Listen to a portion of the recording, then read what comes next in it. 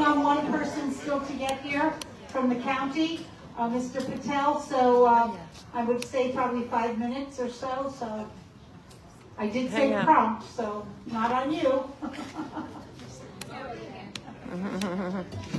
I'll just stay live and it'll be what it can be.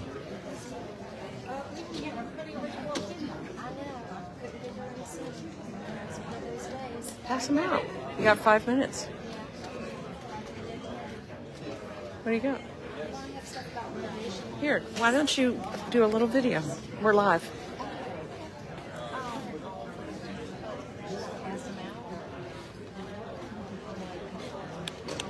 While we're waiting for the FEMA people to show up, we have Betty Ann McLeod from Atlantic Bay Mortgage, and she wants to tell you about home renovation loans. Go for it, Betty Ann. Okay, thanks, Judy. I want to just take a moment and talk to everyone today, and I'm going to pass these out to the crowd here. We offer renovation loans, so if you're a little short on cash but you have great equity, it's a huge opportunity to take advantage of financing your improvements to rebuild your home. We can do this with conventional FHA, USDA, and VA financing. Now on the flip side, we also have 100% financing with an FHA loan, and that's called a 203H disaster loan. So let's say you may want to sell your home, or you're a renter, and you've been displaced, and you need to buy something, and you don't have money right now because you're homeless. You can do 100% financing with an FHA loan. You can also do the same thing if you own a home and you decide you want to sell your property as is. We can still make you a new home loan with FHA with no down payment. And this is only for owner-occupied transactions. Is this only for people that have experienced a disaster? In other words, hurricane victims, flood victims? It's available to hurricane victims, and they don't have to buy in a hurricane area. But yes, they've been displaced because of a disaster. There's special programs just for them. Yes. So if they'd like more information, Give me a call. 704-622-9870. hi Rick. Thanks, Betty Ann. Thank you. I think there's a program for renters also. Did you say that? Or did you? Yeah. Why don't you? That's good information. Yeah, and I did a video and put it on Facebook earlier today, but I had stuff going on at my house. What we can do later too, we're still waiting for some of the officials to get here, but Betty Ann has some lovely materials here. You're still live, girl. Yeah. Yeah. I didn't realize. Yes, you are. You are live. But we can also upload them to this stream, this feed tomorrow if people want to check back in and get Betty Ann's contact information and/or these flyers. And I'll leave the flyers out here, so everybody can take one on their way out. There you go. Thanks, Betty Ann. Hang in there. They're coming. I'm just going to stay live. There's no sense getting off and then on again. People check in and wonder where we are. So we are here with the Gulf Harbor Civic Association, and we're waiting for a county official to get here who is a part of the panel. The FEMA people are all here. We've got people from federal. We have people from the state. And if you can hear me, I assume you can, I had an opportunity to ask a FEMA rep if someone received FEMA assistance and then decided to sell their home, do they have to return the FEMA money? And the answer is no. Even renters get FEMA assistance. This is for people that, did not have flood insurance and therefore needed the federal government's help in rebuilding or recovering their own lives, getting housing, and those funds stay with the person who received it. You do not have to give them back. I confirmed that tonight with a FEMA representative. So if you were worried about that, your worries, take that worry off the shelf. You can sell your home now as is and pocket the money and run. Basically, that's the truth. Thank you, Uncle Sam. And see, they do, this program does do good work because it really helps people. We know in our community, so many of us have been displaced, and it's expensive and stressful. And Uncle Sam, you know, your tax dollars are at work here in a positive way to help these flood victims. So thank you, taxpayers.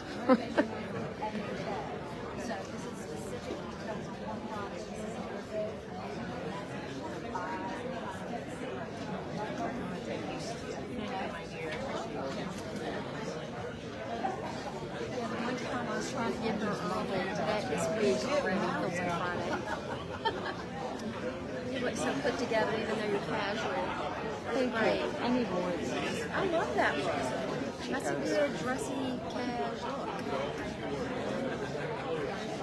But I'll find a seat. Oh, I might well, just here. hang out with you. Here, take this. I can take this one. Okay, great. Thank you, dear. You have to scoot over.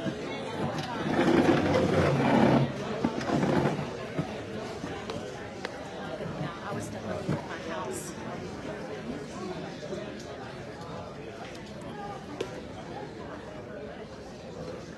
Betty Ann, somebody's asking if there's a website for the information on the construction loans. Asking what's the question. Is there a website for the information on the construction loans? On the renovation loans? Yes, that you were talking about. Yeah, but I really need to talk to them about it. You can call Betty Ann. Here's her number. Here she is again. I'm going to put you on here. Give me a call at 704-622-9878. We can set up a consultation and go through the program. And I also have flyers that give overview about it.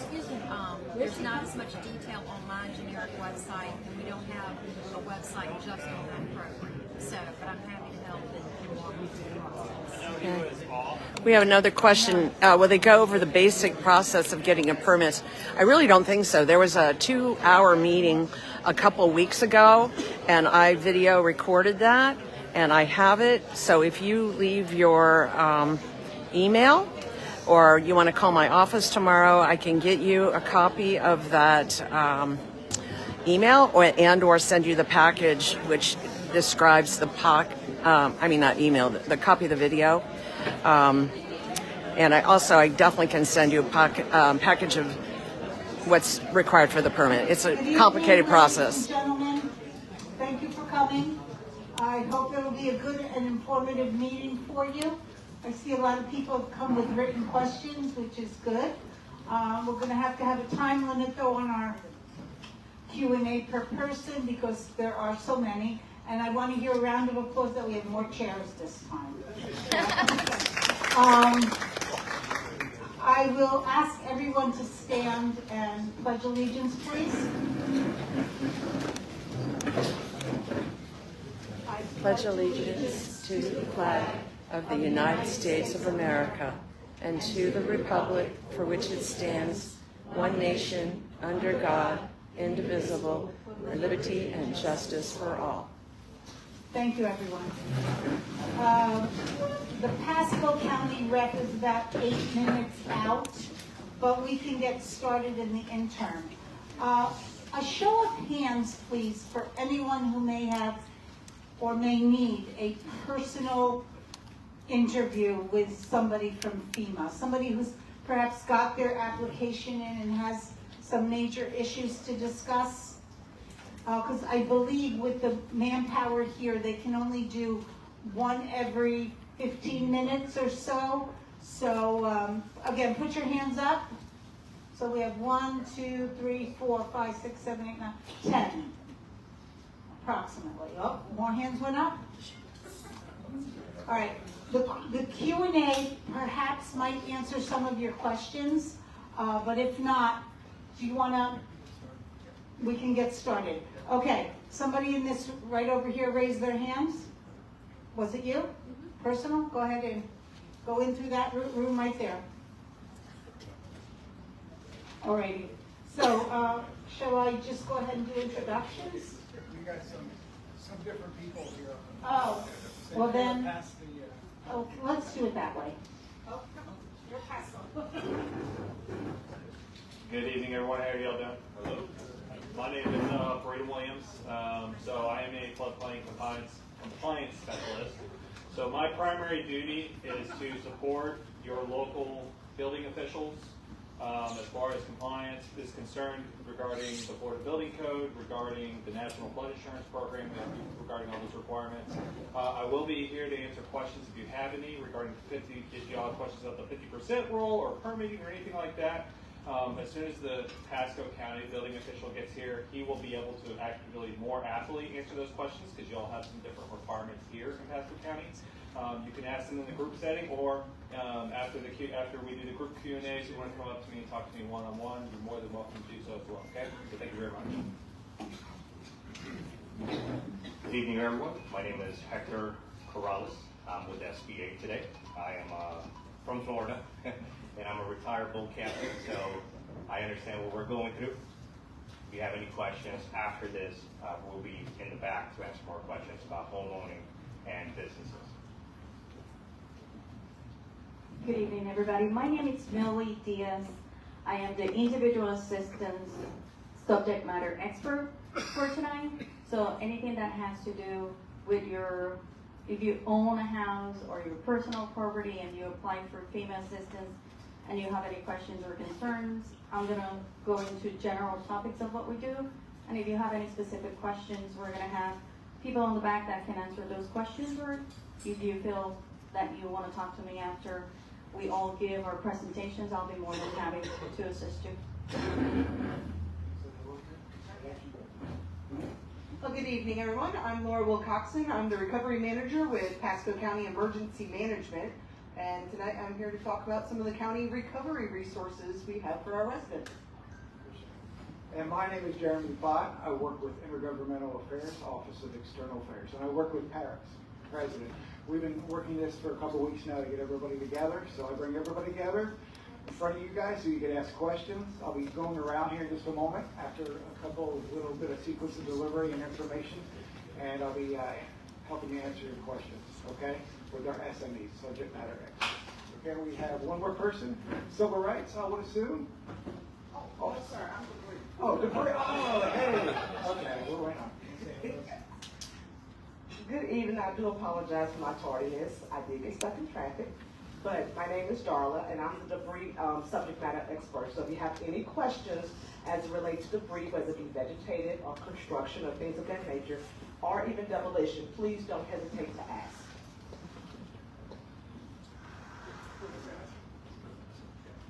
Hey, good evening, everybody. I'm Michael Flores. I'm with External Affairs for FEMA. I just want to come and say a few words. I just want to say first, thank you all for being here. This is important. We're going to do our best to make sure that we don't stand here and just talk at you, but rather have a conversation with you. My role is basically to try to shine a spotlight, get information out to you, to make sure that everything that we say here makes sense, and that also we can amplify it and get information back to you. So, thank you for being here. I guess you guys will start with your presentation. Well, Mr. Patel, he's already been here at least once that I know of, so people will recognize him when he comes in the door. So why don't we just get our presentation going, and who's up first? There you go. Thank you. Again, my name is Millie Diaz, and I guess the first step to recovery is to register with FEMA. That is the first thing that we ask for you guys to do. If you haven't done so, we're gonna have people tonight that can register you.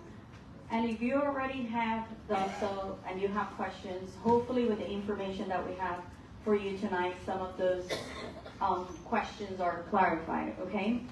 If you haven't registered, again, we're gonna have people on the back. And if you don't have time, you can always register through our 800 number, which is 621-3362. You can upload either in your iOS phones or your Androids the FEMA app, and you can upload the app and register through the app, or you can visit one of the recovery centers, which the closest recovery center to here is at the Hudson Regional Library. I heard it's 15 miles from here.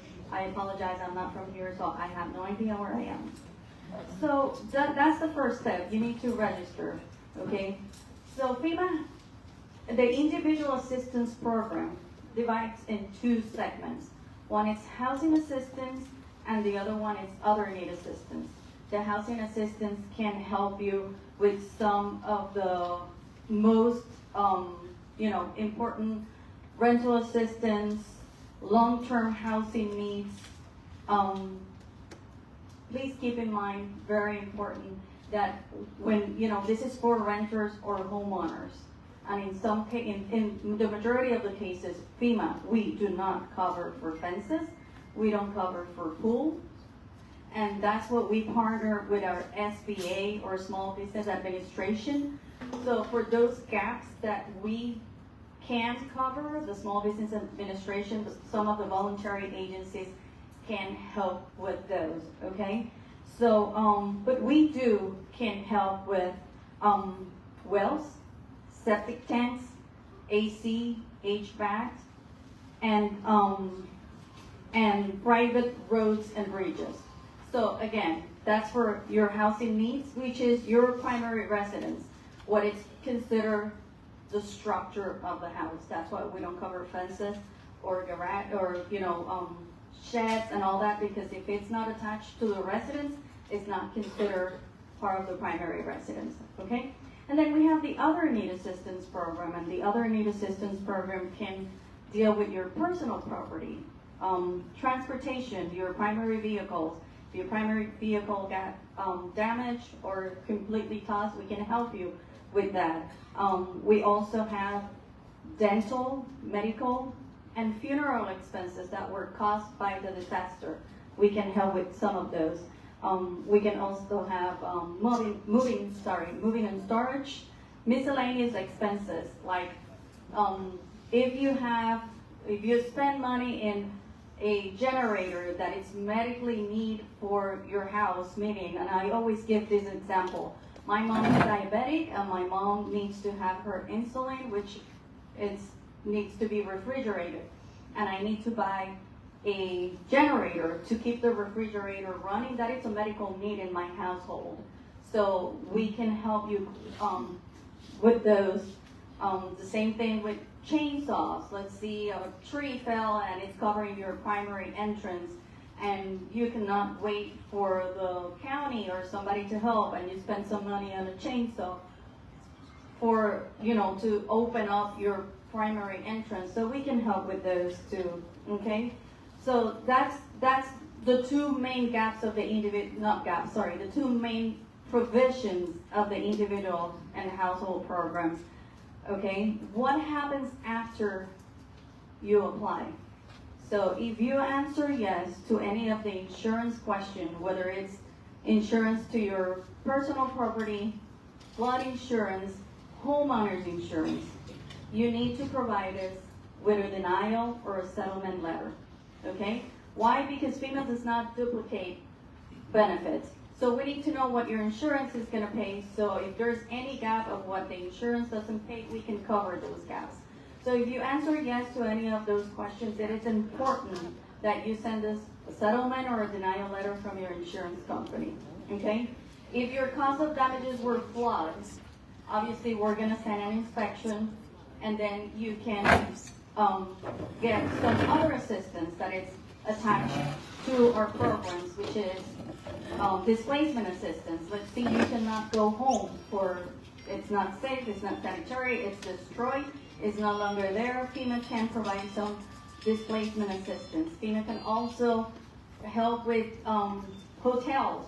So if you're displaced and you haven't get any displacement assistance, you cannot get both. But if you don't have displacement assistance and you need a place to go, we can help with those hotels' needs if you guys need it. And we also have the famous $750 or $770.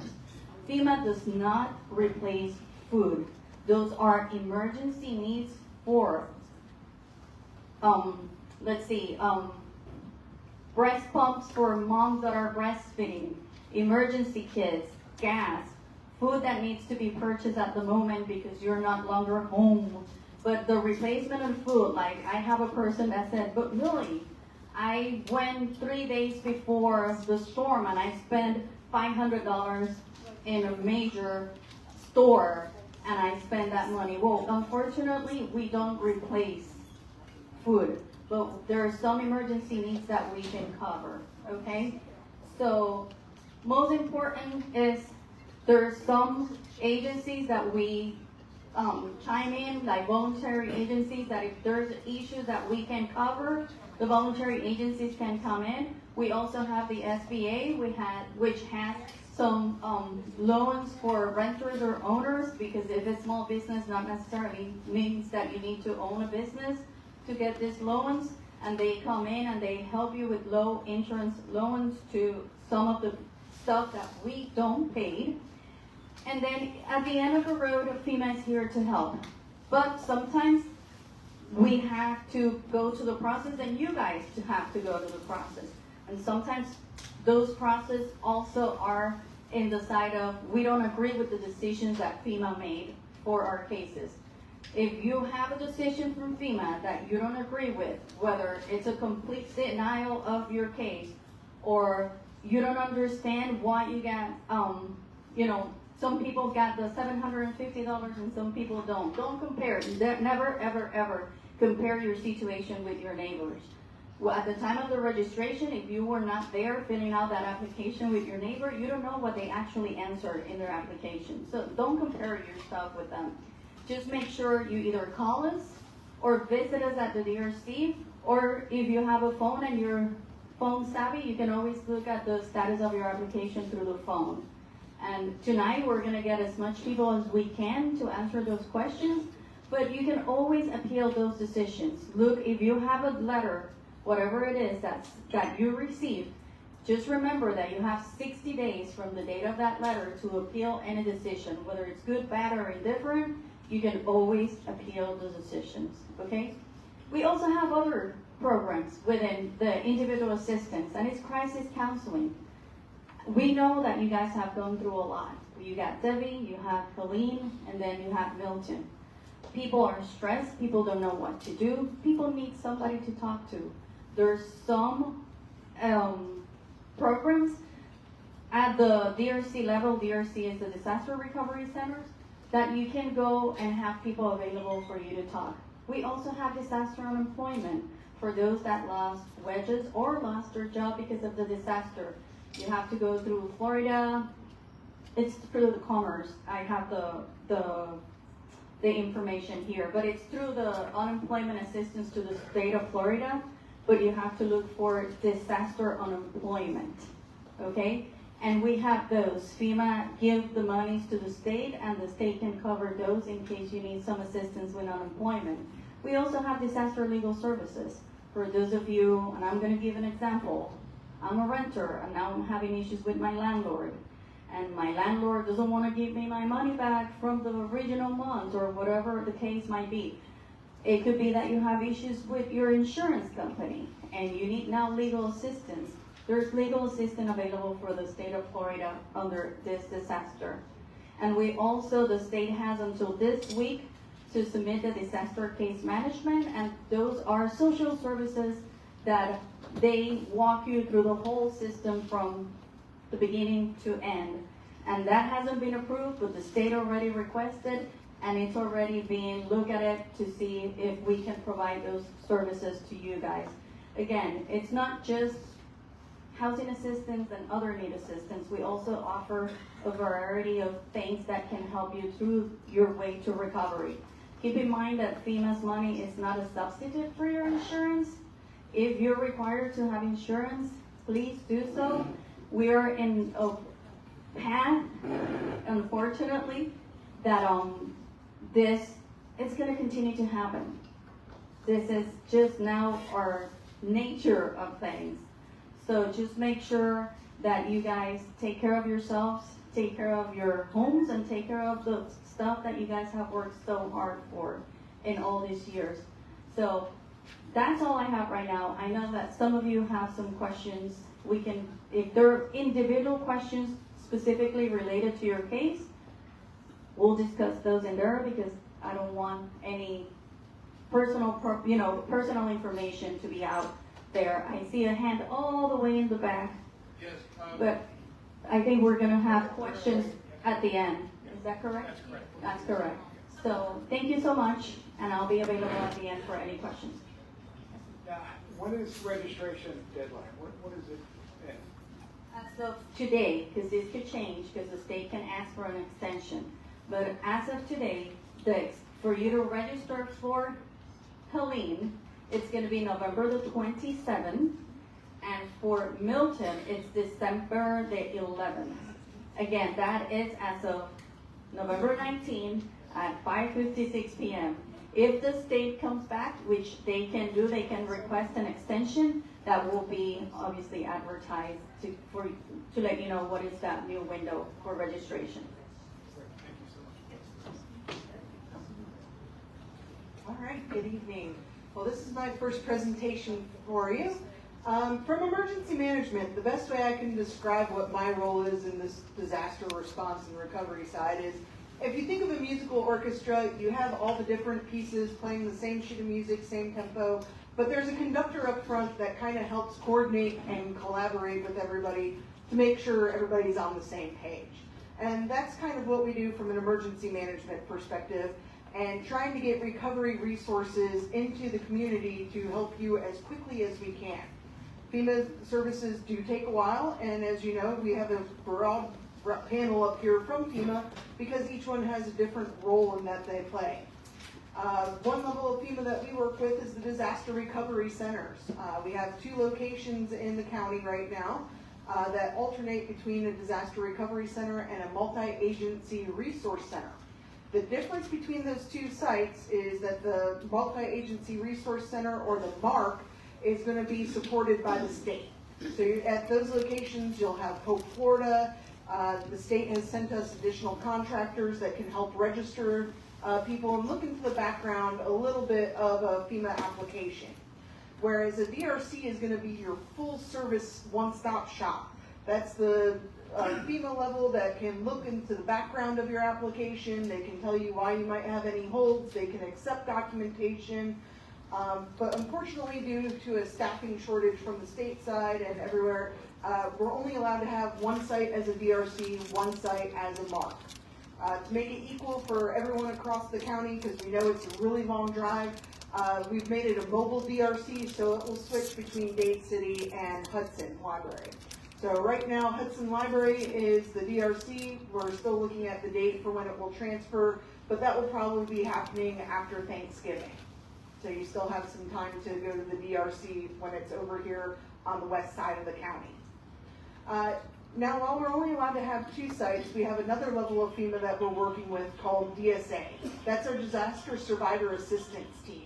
So these are members of FEMA that can go out and they door knock. So we try and make sure we have FEMA go to every door in the impacted area to offer registration services. They're the ones that have the tablet. They can look at your application. They cannot provide the full services that a DRC can, but if you have questions, those folks can most likely answer general questions that you have about what's the status of your application, or is there anything further that you need to do. And if they can help you, they can help you right there at your doorstep. If not, they're going to go ahead and refer you to go to one of the DRCs. We also have the state contractors called Indelible. They'll be folks that are wearing a CERT vest. It's a highlighter color vest with SERT on the back. Most of them have like a gray shirt and it will say Indelible on it. The state did not send them with any other identification than that, and they are driving their own POVs.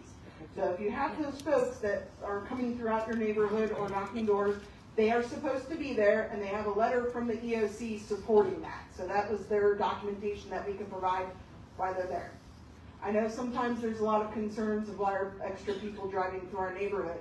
If for whatever reason you are concerned, call the county. Let us know, hey, we have this person in our area. I'm not sure if they're supposed to be there. Can you verify them? And we will most definitely verify them if we know that that's who it is. And if it's not, we'll make sure that we can get in touch with law enforcement and ask if they could do more visibility within an area that we had some suspicious activity. Now, coming from the community, it's really important that you communicate your needs to us. We cannot help you if we don't know about it. This storm was really unique, and most of the time at our DRC or MARC stops, we normally have like MREs, meals ready to eat, and water available. But we noticed from this storm, especially with the cleanup process, a lot of people were coming in with like minor injuries, bumps, bruises, scrapes, and looking for first aid kits. Because the feedback that we were receiving from the community, we were able to reach up to the state and provide out over 1,000 first aid kits right after the storm. But that comes from you telling us what you need. The number one way to get in touch with the county is going to be through our county customer service line. And that phone number is going to be 727-847-2411. That number can refer you to many other services that we offer in the county. So our community development team, right now they have grant funding. It's based off of eligibility. That's their program. I'm not sure what it is, but it's income based and such. But it can help provide rental assistance. They can help people go into hotels. They can help with rehab and rebuilding to your home with grants up to like $25,000. But if you call that county customer service number, they can get you in touch with community development to talk about their program. That's 727-847-2411. Also with that number, you can reach our human services team.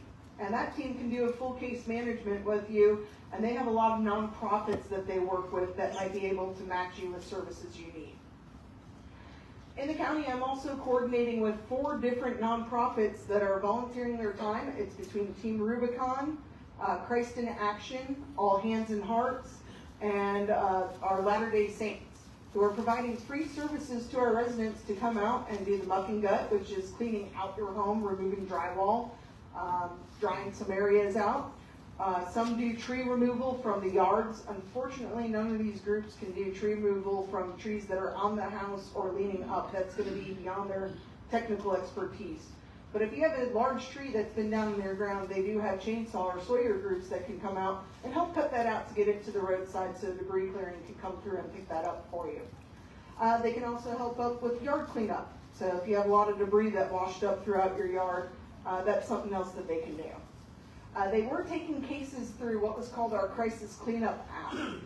That was a helpline that you were able to call. That closed November 8th, but the county is still able to enter in those requests. So if you call that customer service number, they can refer you back to emergency management, and we can continue to enter in those needs that we're finding throughout the community. Our DSA team and our indelible team that we're out knocking are still finding homeowners that are either trapped in their house and have been for weeks. So, let us know those needs. Check on your neighbors too, because it doesn't have to just be reporting for yourself. Other services that we have in the community is coming up. We'll have hazard mitigation grants. The grants are not open at this time, and you've probably heard that this could be a grant that can help you elevate your house or do a reconstruction project. While we are looking at cases and giving consultations, the grant's not open yet, and I will caution that these grants are also a 3 to 5 year process. So it's not a quick fix through these, but it is a future opportunity to look for, and as long as we can be working towards putting together an application, that would give you your most successful chance of being funded in there. You can get that information again by calling that 2411 number and getting in touch with emergency management. Or if you just mentioned the mitigation grant, they'll refer you back over to our office, and our mitigation team would be happy to walk you through those grants. But those are the current programs that we have going on right now. And Hey, just a quick question for the good of everyone in the room. The county number, what are the hours that's available should someone want to call? That's an 8 to 5 number. 8 to 5. Yep, 8 a.m. to 5 p.m. Thank you. Thank you. Appreciate it, Laura. We're going to continue with resources, and our partner, Small Business Administration, they'll do a 3 to 5 minute presentation on the disaster loan program. Good evening, everyone. I'm going to talk to you a little bit about what applies to homeowners, renters, and business owners. And all of these loans for the first 12 months are interest-free, and you don't have to make any payment for those 12 months. The first one is your business loan. Your business loan is basically for any real estate any property damage, any equipment damage that you have, machinery. Those are up to $2 million. The next loan is economic injury disaster loans. Those are also at $2 million. And that pretty much covers all that you need for your business to continue running. So utilities, payment to your workers, any other needs that you have for that capital that you're going to need to keep the payroll going. The last one is the homeowner disaster loans. Those are up to $500,000 for repair or replace your real estate, and $100,000 for personal repair. So any personal property, and we do cover pretty much everything: lawn, sheds. We unfortunately don't cover pools. That's the only thing that's off limits. Mitigation with that is up to $500,000 at a 20% of whatever loan you approve for. Our interest rates for homeowners and renters are 2.813. Some nonprofits may also qualify at a 3.25 interest rate, and businesses as low as 4%. To apply with us, it's pretty simple. You just go to lending.sba.gov and put in your application. You'll hear back from us in a short amount of time, and the application process takes about 2 to 3 weeks to get through it. As mentioned earlier, the deadlines for anything to do with a lien is November 27th, and our deadline for Milton will be December 10th. So that's December 10th. Again, all of our loans are for 12 months, 0%, and you don't have to pay for those first 12 months, and it's up to 30 years. And that's pretty much my short presentation. We will be in the back to give you more fact sheets so you can see if it does apply to you. Also, if you get approved, you have 3 months to think about it and then give us an answer whether you want to take advantage of that loan or not. Thank you so much. We're going to save the questions for the answer. It's a general question. Yeah, we're going to save all the questions for the end. Do Absolutely. you have money or you have money? You have money. There you go.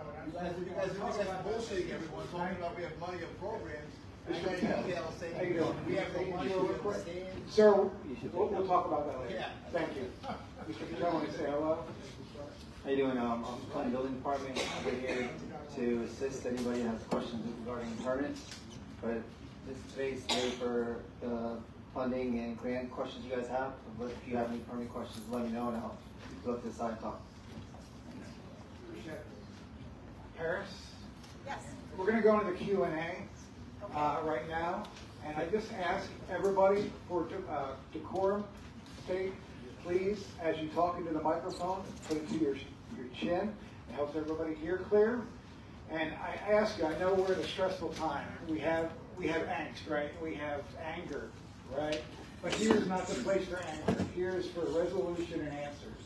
And we have lots of subject matter experts here that's going to help get some answers, and we have the Disaster Survivor Assistance Team out there for some answers to your application. May I suggest that Yeah. we do it in quadrants, otherwise you guys Yeah, all that's over fine. the place? We'll start in the back. We're going to go forward here on the left.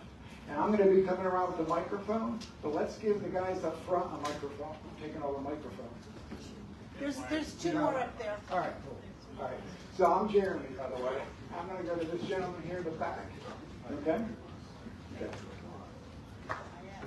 Thank you. I have just a question I can't get an answer to. Is Hurricane Helene considered a, quote, qualified disaster for the IRS purpose?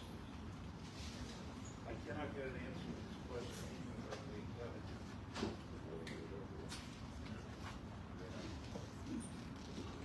The question was IRS? Sorry. And Is it qualified for IRS event? It's a term used in the IRS. Yeah. All major disaster declarations under the Presidential Act has IRS protections. Okay? Does that answer? No.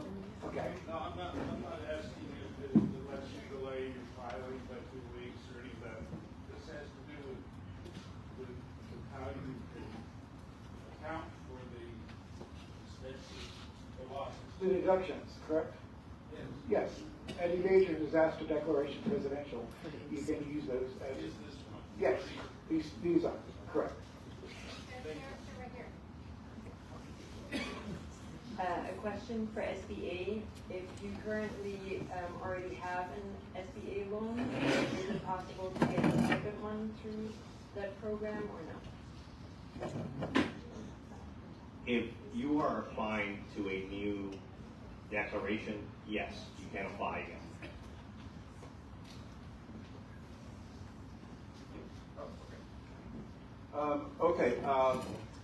This just a general question that hasn't been covered yet regarding the grants that we get from FEMA. If you've received money from FEMA, what are the requirements for getting flood insurance now and in the future? How much flood insurance do you have to get? And what are the consequences if you don't get flood insurance? Can somebody just go over the general guidelines of what happens if you accept FEMA money? What are you signing on to? So this is an individual assistance question, but I also know the answer, so she's pointing at me. So once again, hi, I'm Brady. So what you're referencing is a requirement to basically obtain what we call obtain and maintain flood insurance. So depending upon the type of assistance that you receive from individual assistance, you will, if you have that requirement, you will receive a letter from FEMA. That letter will basically say that they are purchasing a group flood insurance policy. We sometimes refer to it as a GFIP, and that policy is going to be good for 3 years. So FEMA, if you don't have flood insurance, they're going to go ahead and buy you a policy good for 3 years. If you decide that, and at the end of that 3 years, there is a requirement that you obtain and maintain flood insurance. There are no rules on how much you obtain and maintain flood insurance. Unless I'm incorrect on that, Millie. No. Okay. So there are no rules on how much you obtain. So if it's $1,000, it's $1,000. If it's $250,000, it's $250,000. You can get it through the NFIP. You can go through a private insurer. But the requirement is that you obtain and maintain. If you do not obtain and maintain that flood insurance policy, and when I say when you do not, I also mean if you sell that property and the future property owner does not obtain and maintain flood insurance, that property will not be eligible for certain disaster assistance caused by flood. So, for example, if you went to individual assistance, you got to pay out, or let's just say $45,000 to help you kind of get back on your feet and get things going. That same assistance, that same level of assistance, won't be available to you if you did not obtain and maintain that policy. Is that good? Yeah, Can I have a follow-up to that? You mentioned the group flood insurance policy. If you'll take that mic just to make sure that everyone can. Sorry, okay. I thought I was loud enough. I've been accused of that. So if you mentioned that the group flood insurance policy, I received a letter, I'm sure a lot of people did, because it pertains, I think, to the general area of impact. So if FEMA is going to buy a group flood insurance policy for this area, is this part of the grant that we get? Does it come out of the grant? Does the homeowner pay for it? Does FEMA pay for the 3 years over and above any money that the homeowner has already received? So FEMA pays for the policy. So FEMA, they take the group, whoever's in that area, they put them all in the one bucket and they purchase. FEMA purchases, doesn't come out of any grant, FEMA purchases that policy for that group for 3 years.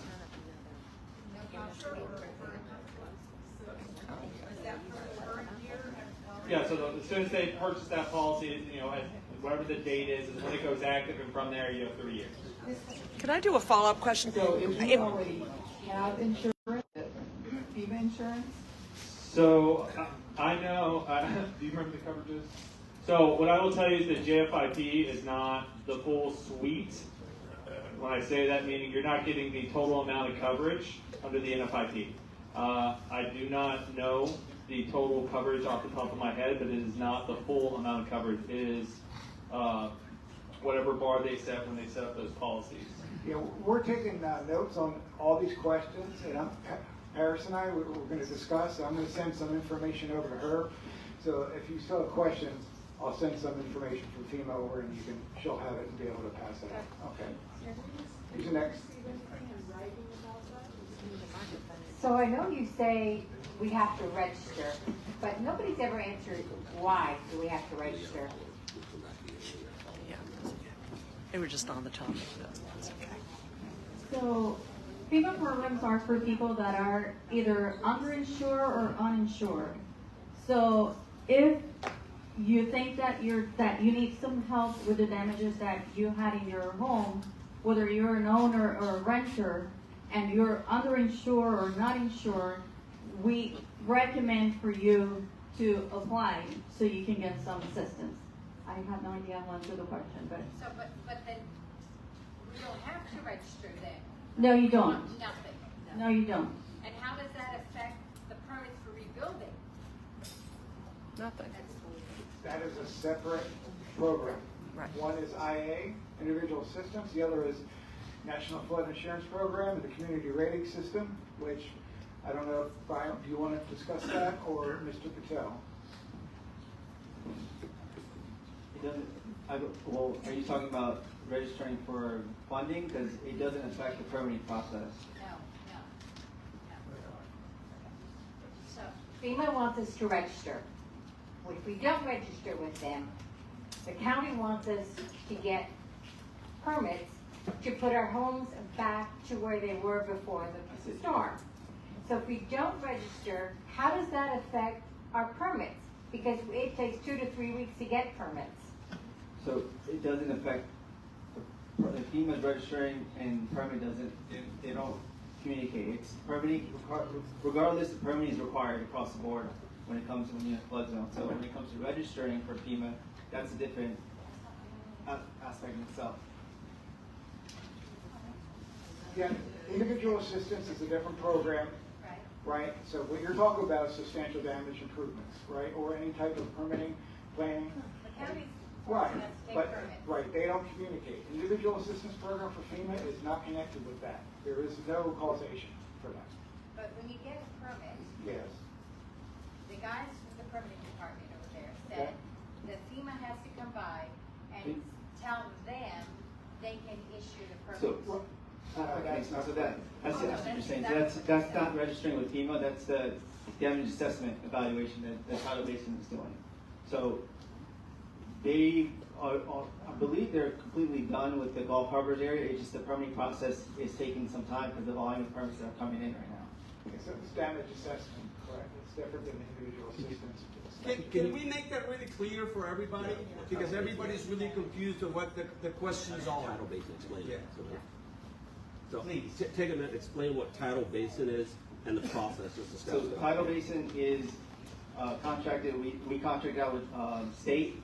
They're doing the initial damage evaluation of all the areas that are affected by Helene and Milton, and that helps us evaluate the damage and then the permitting process that comes in. So that in itself is totally different from what FEMA and registering for FEMA. With a 50%. Right. Yeah, there's a lot of inspectors right now, that there have been. So you're going to have multiple inspectors come through. Now there is the individual assisted housing inspection. We have inspection services, but that's verifying damage and the amounts thereof for the individual assistance. They will only be there if you apply for individual assistance. And you'll see the difference. You're going to see a FEMA badge, contract, it's going to have a green stripe across it. That's if you apply for individual assistance. If you don't, you're not going to have that type of inspector come to your home. I do want to add one more thing before your question. With registration for FEMA, that also shows the impact to our community. The more people that we show are registering, the more it shows the community has a need. And the more need that we're showing that we have, the more opportunities for other assistance that become available. And that's why everybody's like, register for FEMA, because that registration number is a key indicator for the community's needs and response that we're getting. That was kind of my question, because I was wondering why we had to have the FEMA inspector and then also the county person coming out to assess the substantial damage, and why wouldn't the FEMA inspection communicate with the counties, you know, to speed up the process? Because, I mean, that substantial package, the review process is holding up permitting. And, I mean, today I called just to follow up, and now they're asking for a flood elevation. I was like, that's not in the substantial improvement package that was needed. And it's already 10 days, and I'm probably one of the few people that are trying to be compliant and get the permits and the process. They close at 4 o'clock. I mean, have they not allocated extra time at the county? I can explain the difference of inspections, and it just comes down to that it's two different programs. So you have one program that's getting funded from the federal side, and that's where the FEMA inspection's coming in to look at giving you FEMA assistance. From the building side, that's following the Florida Building Code and county ordinance, which is why it has to be done at the county side. Now, as far as mine and permitting, So, as for the closing, you said at 4 o'clock. Now, we do have people working past 4 o'clock. Everybody in the office works till 6 right now, and on the weekends to try to get permits out. The volume of permits what the issue is right now, and also we have to make sure the substantial damage package and all the information is correct, because eventually we will be getting an audit, or when we do get an audit, if we get an audit, we want to make sure all the documentations are there for FEMA to review and making sure all that information is correct. So yes, it's taken some time, but the volume is the biggest reason why it's taking some time. I was on hold for 2 hours and 40 minutes today,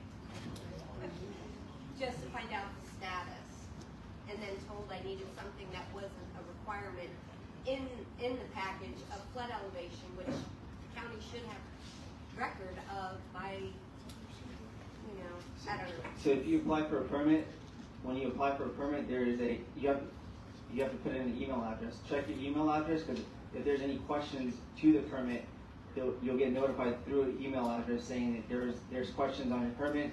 Please log into your account and pretty much answer the questions on that. Hi, good evening, everybody. I don't know if this has been addressed or not, but I'm on disability. I have an electric wheelchair, and I'm handicapped. So I don't know if there's any type of assistance to move help me along with getting at least my wheelchair back together. It was totally compromised in Helena, and it's garbage. So I don't know where to go from there. Hi, I'm Millie. If you don't mind, I would like to see your case specifically, because it's going to be down to what did you apply for at the beginning, and you know which questions you answer, yay or nay, and if we need any other information from you. But I would like, if possible, I have everything with me. Okay, we'll talk. All right. Okay, so you want me to hang out then? Yes, yeah, because if we need anything, I should be able to see it. Okay. And if we don't have anything, I should be able to address those, Okay. or maybe get you in touch with some of our voluntary agencies that can help you with some other things. That'd be great. All right. Hey, real quick, Google's a wonderful tool, right? So GFIPs, they're not necessarily in my lane, but I know how to look up the information and how to find it. So just to answer the question that was asked the last time I came up here and spoke regarding the GFIPs, all I'm going to do is read directly off the website, okay? GFIPs, group flood insurance policies, provide up to 3 years of flood insurance coverage for real property and personal property items insured under the NFIP. The master GFIP policy term is for 36 months, so those are those 3 years, and it begins 60 days after the date of the disaster declaration. Individual coverage becomes effective 30 days after the NFIP receives notice and the premiums. As of October 2024, the amount of coverage for the individual GFIP policy is $87,200. So to answer the question earlier, hey, I already have a policy. The question is, do you want the GFIP for 3 years if they're going to provide it for you, or is your policy going to provide you better comprehensive coverage than what that offers? Hi, I have a follow-up question on that. Now, the requirement continues if the property is sold. So does it automatically roll over to the new homeowner, or does an application have to be made, or how is that policy transferred to the new homeowner?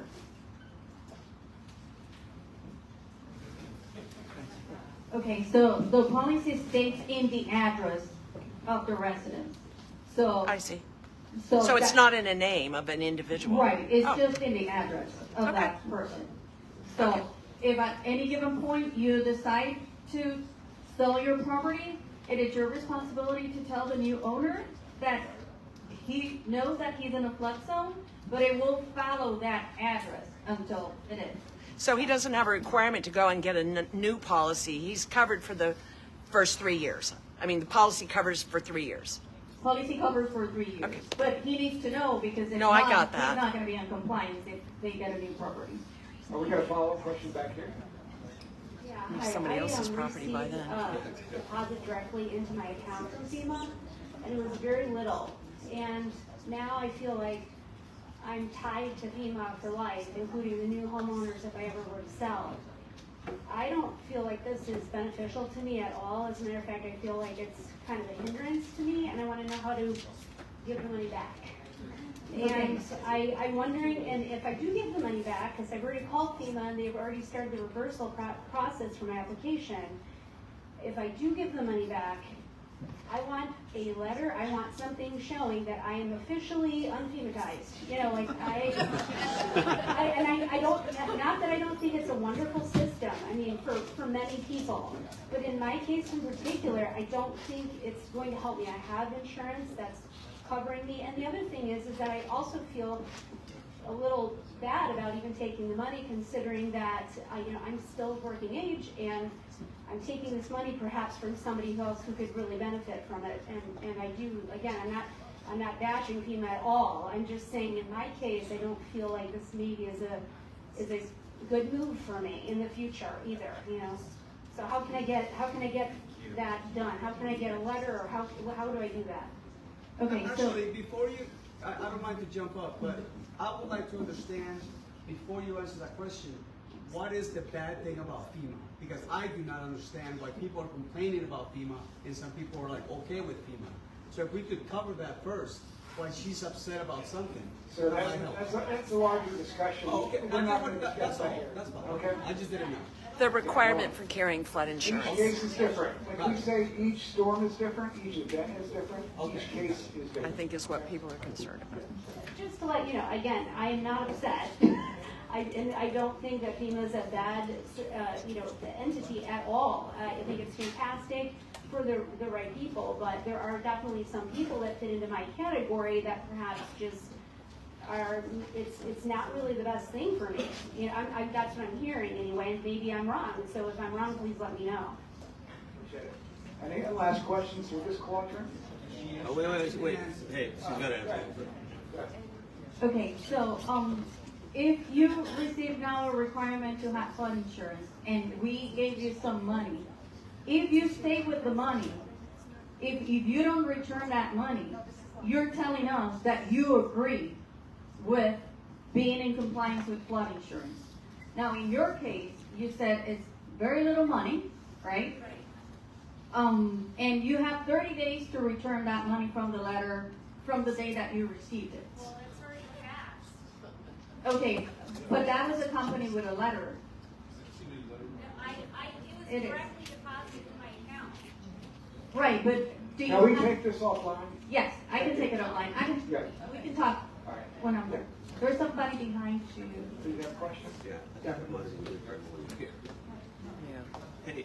So my question is about FEMA, and I did register, and I did have an inspector come to my property within a couple of weeks, shortly afterwards. Friday, I got a call from someone who said they were with FEMA Quality Control, and they wanted to come back and have another look and see if the original inspector missed anything. I didn't know if that's legitimate, and okay. And is that about 49%, or is that about individual assistance funding? Okay, if they say it's FEMA, it's about individual assistance, and we do have some of the inspectors that are dedicated just to do that, quality control, just to make sure that the inspection was done correctly, that everything was done to the T, and they do that. And again, they're just gonna go and just make sure that you got what you're supposed to get out of the inspection. But it is a true thing. It's not a scam. I have a general question. I've applied for FEMA since the beginning for Helene, and applied for housing, lodging, whatever you want to call it. I've been staying in hotels since then, and I received some little money at the beginning, which only lasts like 2 weeks of the hotel.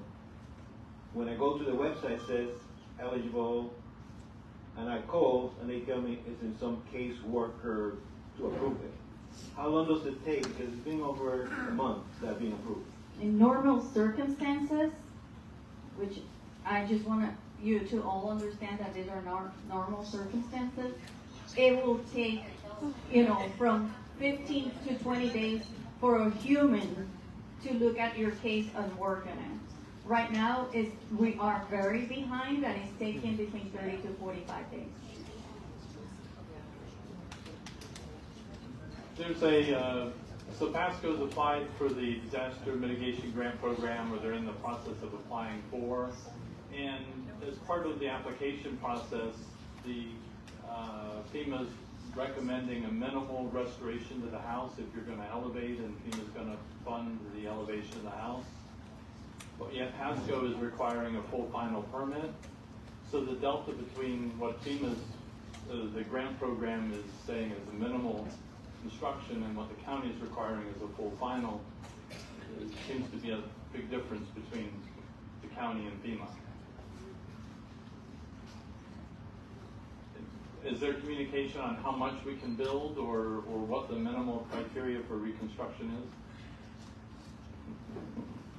is?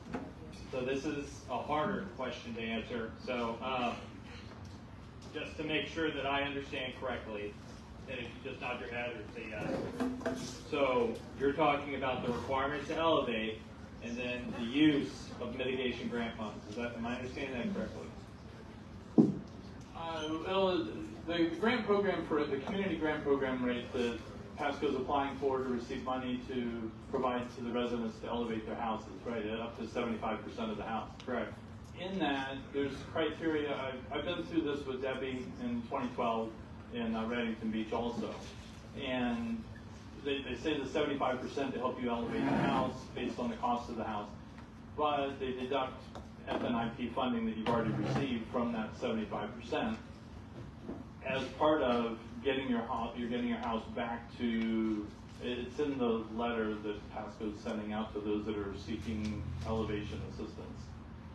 And in there, they're subtracting FNIP money that's already been paid out through insurance. So, but yet Pasco has minimum requirements for restoring the property until the grant processes. So this is going to be two questions. Are you familiar with this? So I'm going to let her cover the grant question, and then I'll cover the flood question. So being a unique case, I would have to look at the letter that you're referring to. With the grant program, I'm not aware of anything being deducted from an FIP, so I'm curious what information you're receiving and if it's actually from our department who writes the mitigation grants or another grant program that's related to it. With the 75-25% cost share for elevating the house, with that grant program, the 25 is the local match. I don't know if that's what you're talking about with that NFIP. It started out at 75% based on the cost and the square footage of the house, but then money that was paid out initially based on from during the initial claim was then subtracted from the 75% 3 years down the road.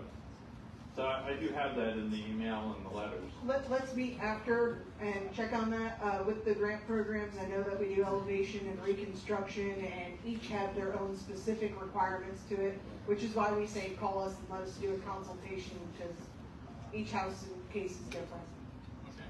Appreciate it a lot. This question actually dovetails on the question that the gentleman just asked.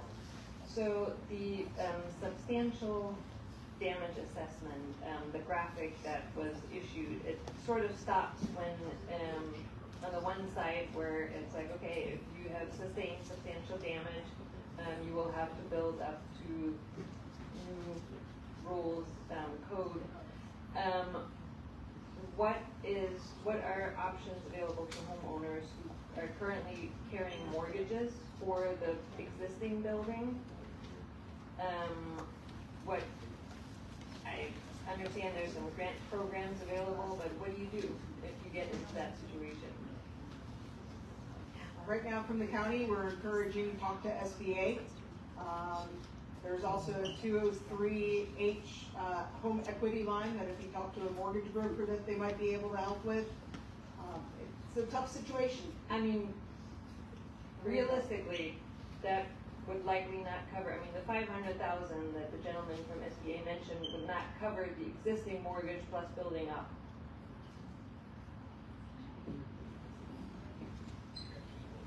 Hi everybody, I'm also from SBA. So if you are going to have to pay a lot more to come up to code because you've had very severe damage, you're getting impacted by like the FEMA 50% rule, and you have insurance, let's say you got an insurance settlement, that SBA loan can help you pay for that rebuild. We have somebody from SBA here, he just got here. You can go in that room and talk to him and get the details.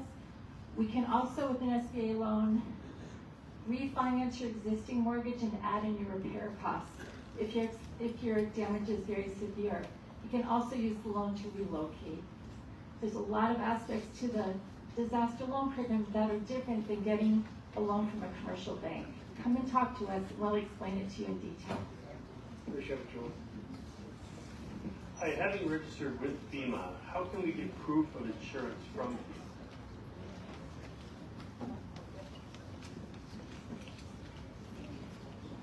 You register with FEMA. Yeah.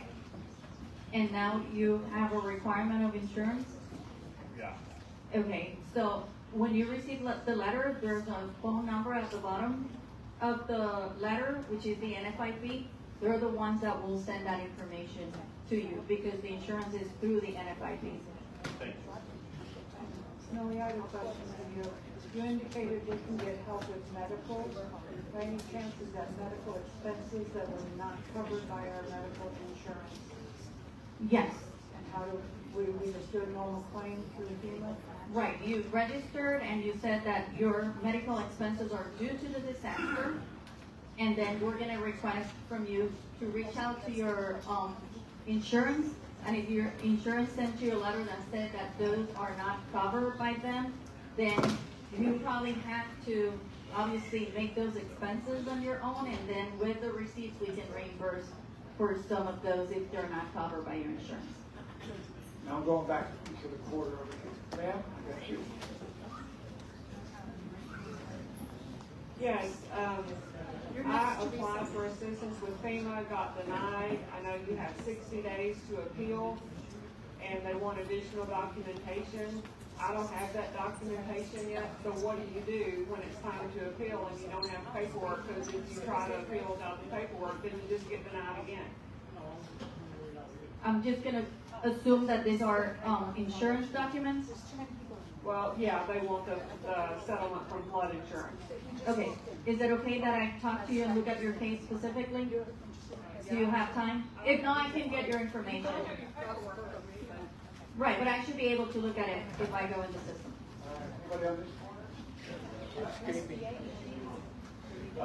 This is for the SBA. I'm already. I keep hearing it's up to 500,000. What defines? What are the caveats? Yeah, once you submit your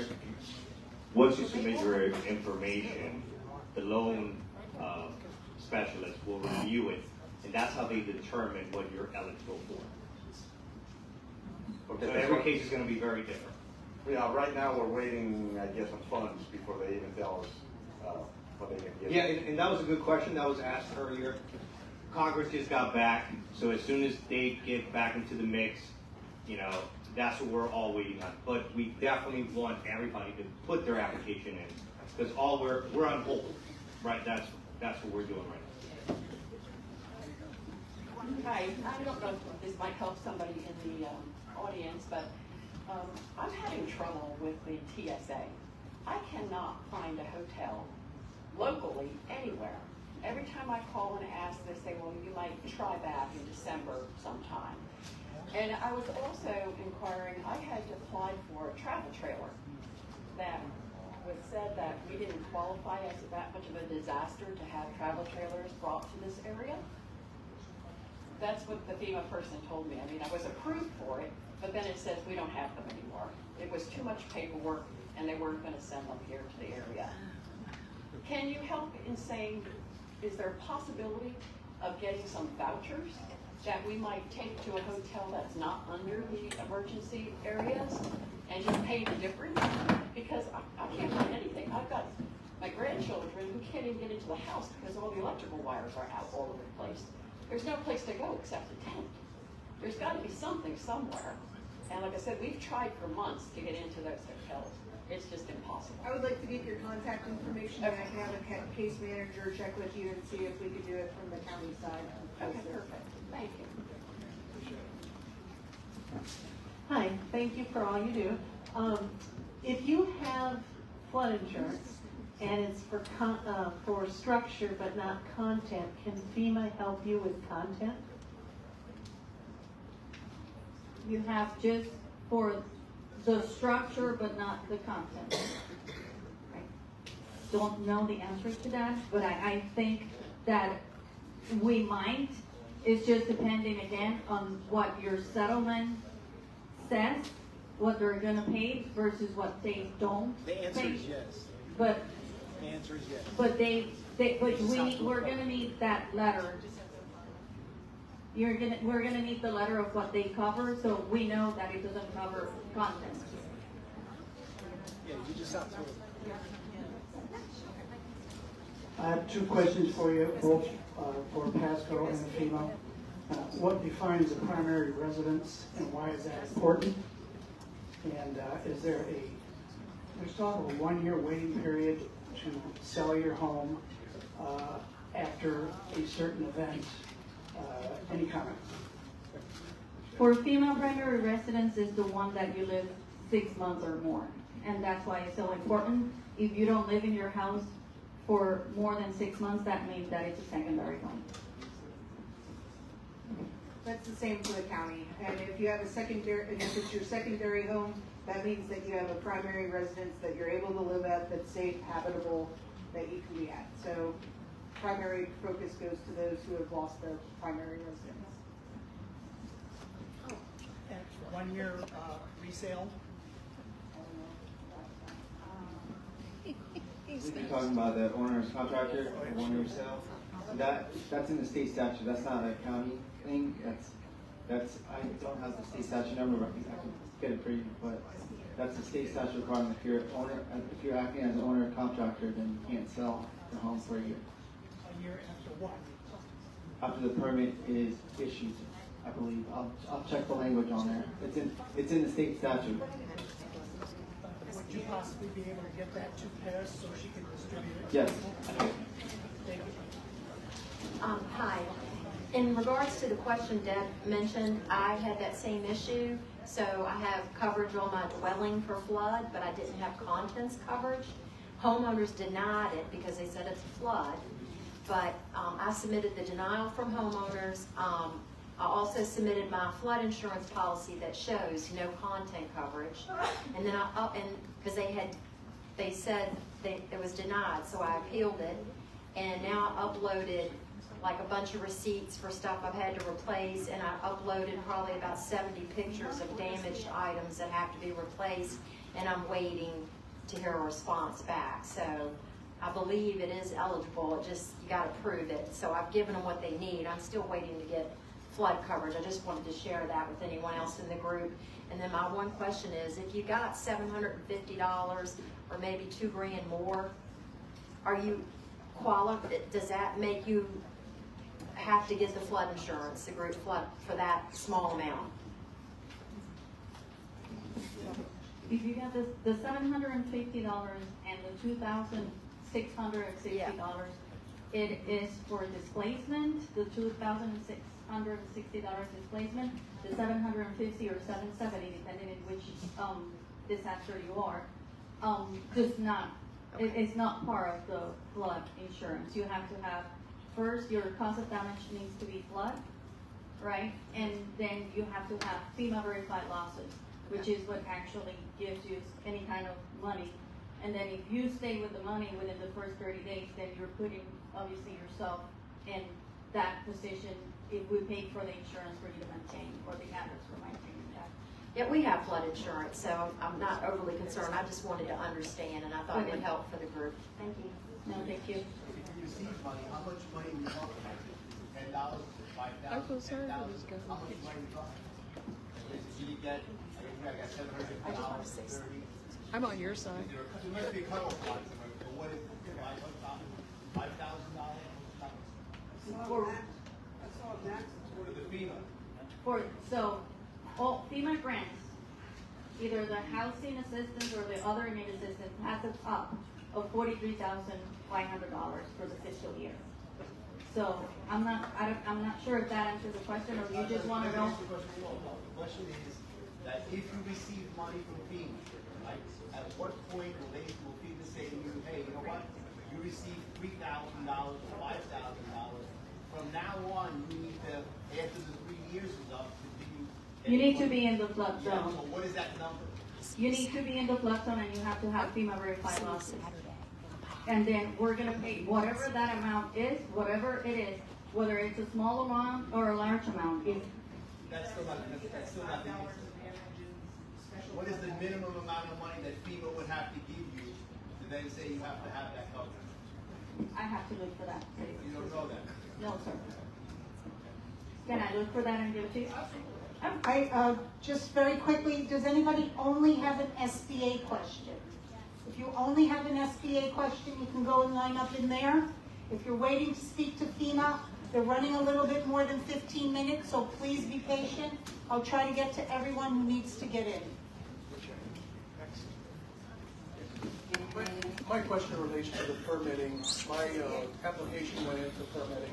We've already exceeded the time frame I was generally told would be the case.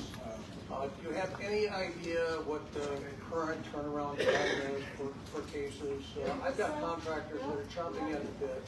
In the meantime, I'm watching neighbors finishing off their homes, and I know they don't have permits. So I'm playing by the rules, trying to be a good guy, but I have no idea what to expect out of your office. I can get with you. I have my laptop here and I'll check and see the time frame on that. But off the top of my head, I don't have an actual hard number. Do you have a general number of how many days it's taking? Do you track? Does it take?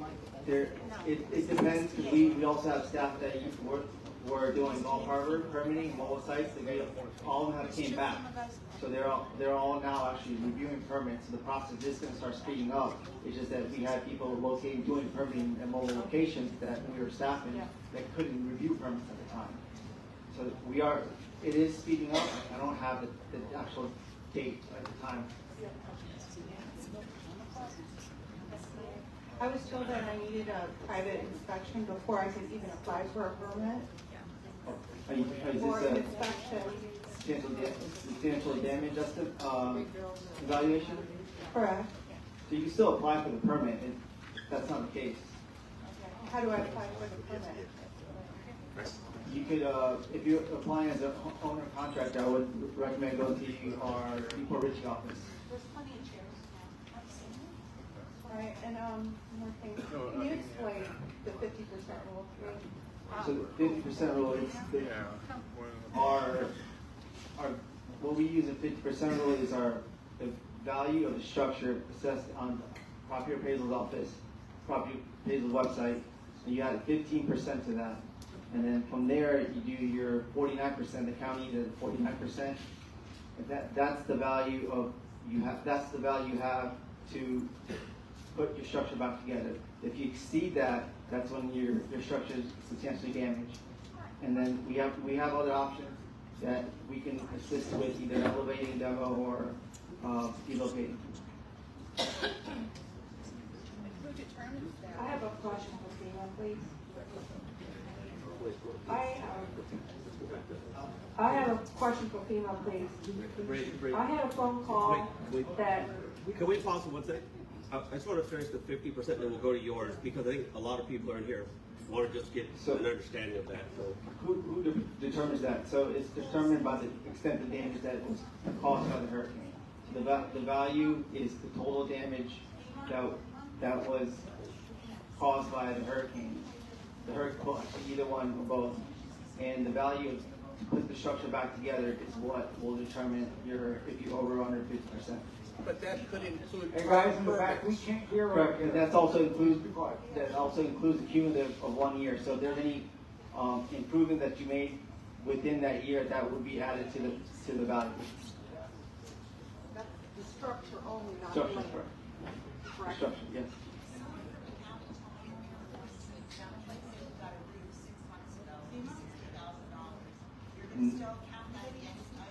Yes, correct. I'm not sure who told you that was in the exempt.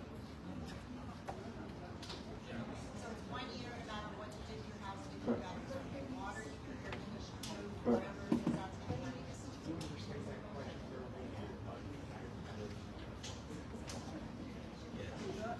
Yeah, the question was, we put a roof on about 3 months ago, and we've been calling the county, and they keep telling my wife that they're probably not going to count that against us because this was such a devastating disaster. And so we can't find anybody that can put that in writing for us, and we can't find it anywhere on the internet. So No, here we wanted to ask you, are you waiving those kind of things so we can put our house back together? We're not working that. Thank you for that.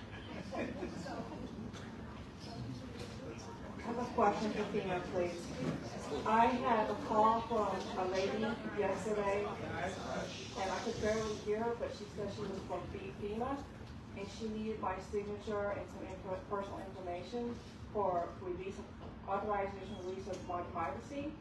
So I didn't fill the information yet because I want to make sure that it is from FEMA and it is legit. Okay, my recommendation is to go to the nearest disaster recovery center and find out exactly what that is. Are you like trying to add someone as that person, be an advocate for you in case that you're not around? No, I had applied for assistance and I was behind. This was months and months ago. Then all of a sudden, I got a phone call yesterday from a lady saying she was from FEMA. She was going to send me a form, which I have in my hand, that's saying authorization for release of information under Privacy Act. And it said if I did want to sign it, I can also have someone else sign it. So I just want to make sure it's all legit and it's not scams going around trying to target us. I mean, if you didn't hear this person, and who's the person that you're authorizing? Because you need to have a person that you're authorizing for us to release your information from. So if you're not asking for any of that, my suggestion is don't fill it out. And if you have any questions, I will go to the Disaster Recovery Center just to make sure that there's nothing weird going on. Okay. Yeah, that's my recommendation. Coming around. I just have a quick question on the 50% rule. Does that include, is that just the inside of the house, or does it include the deck also?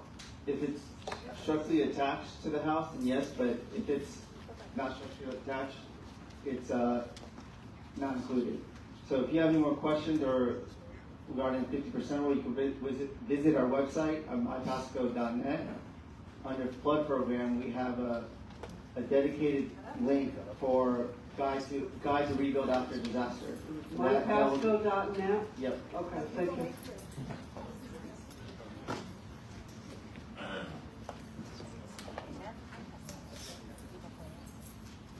And real quick, just to answer any more questions about anything. So basically, if you take your house and you turn it upside down, anything that falls out of your house doesn't need to be included on the substantial damage assessment. Everything that's attached needs to be part of that substantial damage assessment.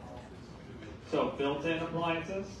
So most of the time, most people don't have the fancy built-in refrigerators, right? But normally the ones that I typically tag are the dishwasher, because they are typically bolted in to the actual countertop itself. They're also typically hardwired in, they're not plug-in, so built-in appliances. But like your refrigerator, if it rolls in and out, that doesn't need to be counted.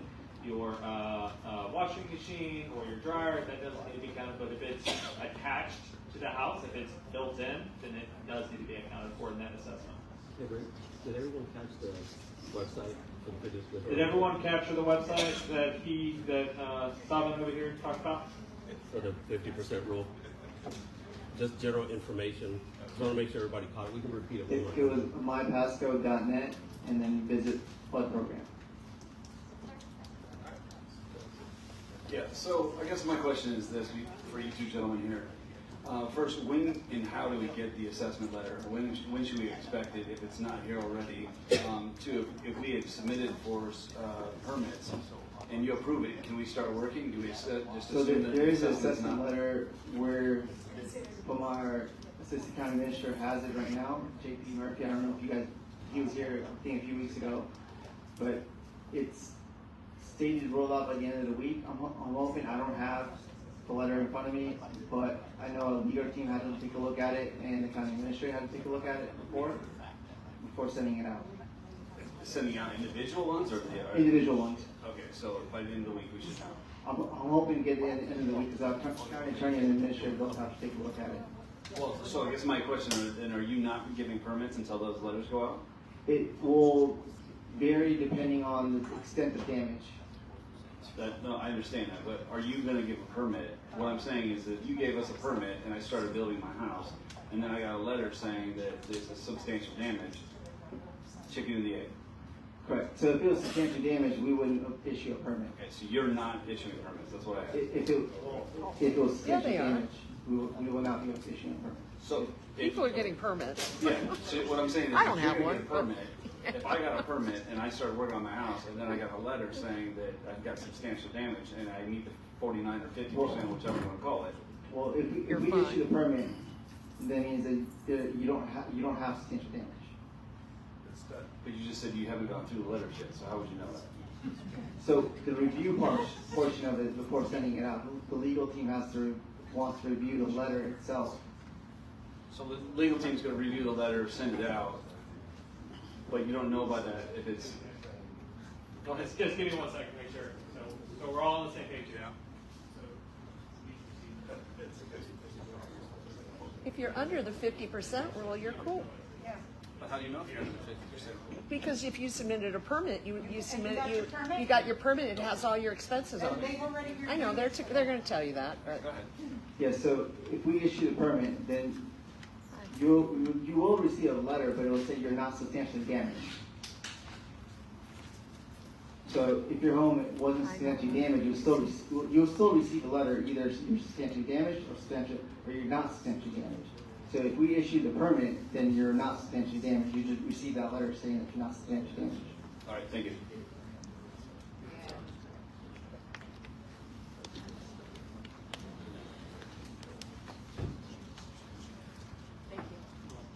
Is there a database that has the substantial damage paperwork, if I don't get it in the mail, and there's a legal team that's looking at it, is there maybe a place that somebody, if I say, hey, I didn't get this, can I come down to the county and you guys look me up and say? Yes, we will make it public once we start sending the letters out.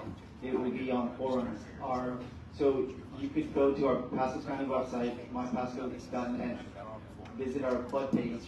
And within there, we have a website called Forerunner, and it will live live there. So once we send them out, anybody can look up any of the letters.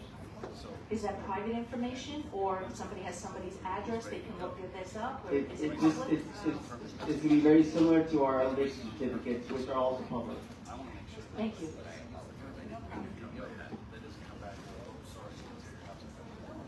Hey, Bill.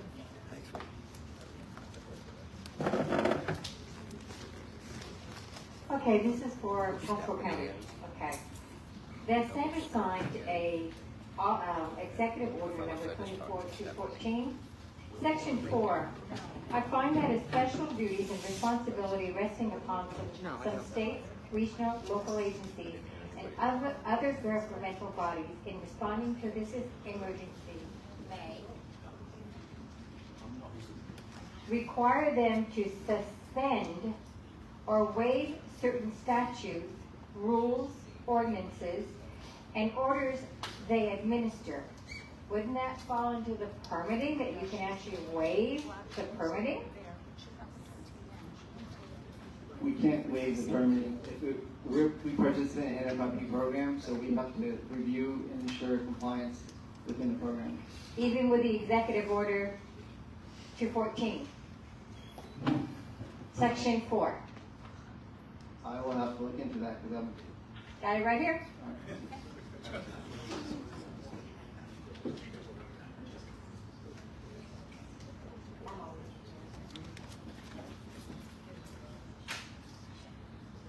All right, anyway, got a question? That's Stephanie. Okay. Any more questions? All right, hearing none. Wait, you got one more. Jeremy. One more back. So this was the follow-up to the disaster mitigation grant program and the coverage of the 75%.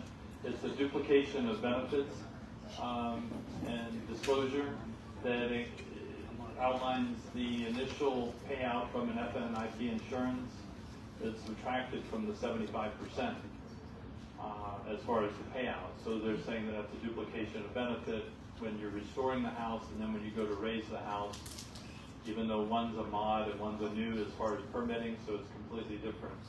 But I didn't understand why there's a duplication when they're two different circumstances. It would be, the funding would be coming from the same source. That's all. All right. Basically, it's the funding is coming from the same source, and they're saying you can't get funded for assistance twice, which is why they're saying it's duplicating and trying to reduce that. Now, if it's from completely different storms, completely different elements, again, I want to meet with you after this meeting to really look at it. Yeah, and then that continued is the county wants us to completely restore the house where FEMA's saying, don't spend the money because you need the money for raising it. I don't want to take her away from the meeting. I follow that as being the duplication now that you mentioned that.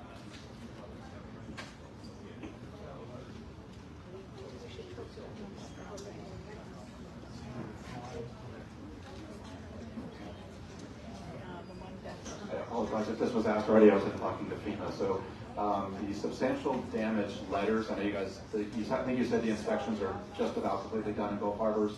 So first question is, when do you expect those to go out? And two, we heard at the last meeting here, there was a program where the county would be taking the houses down if you elected to do so. I did call and talk to somebody and they said it's brand new, we don't really know yet. We're hoping to get some details. So do we have any of those details? We are working on that. So we're hoping to get the letters out by the end of the week. Now for the pay for, we are paying for the demo, if you elect the demo.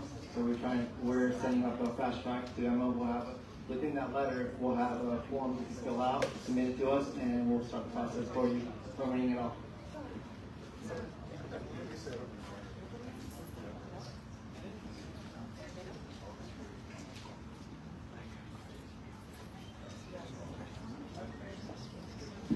This is for FEMA, I missed it. The initial FEMA inspector, not even an inspector, just the initial assessment comes out. Did you say 30 to 45 days before an inspector actually comes out? No, that was for the, for people that have sent information and they need a human to look at the case. Usually, in normal circumstances, when we said that we're gonna send a inspector out, it takes between 7 to 10 days. Maybe a little bit longer depending on if the area is accessible and if we have, you know, a lot of registrations in the area. But in normal circumstances, an inspector will go out within 7 to 10 days. Okay, and if an inspector has not shown up in about 6 weeks, I'm asking for my mother. She's 80 years old, living on an air mattress in her house. Okay. She has no flood insurance. She's asking, she applied, registered. She had the initial assessment and no inspectors come out. Okay. She's got nothing. I'll talk to you separately. Okay. All right. Thank you. You're welcome. Last question? All right, Paris, you want to say goodnight?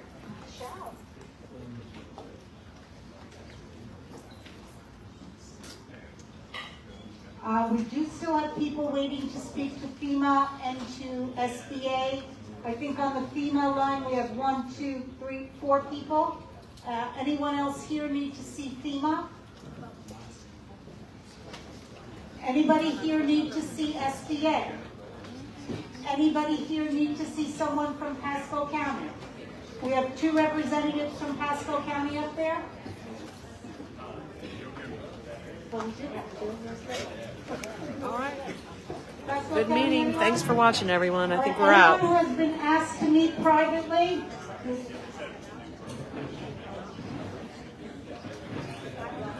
Is it possible to get the contact information of the people that were here? Do you know?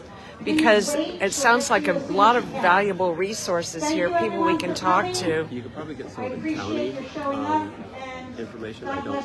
Okay. Yeah, as far as the FEMA one, because people move in and out, but the county would be fixed. Yeah, because that gal, do you know her name in the black shirt that kept offering? Yeah, Millie. Millie, okay. Yeah. Millie. We could get it for, possibly you, but not to push out. Okay, gotcha. All right. Thank you, everybody. Oh,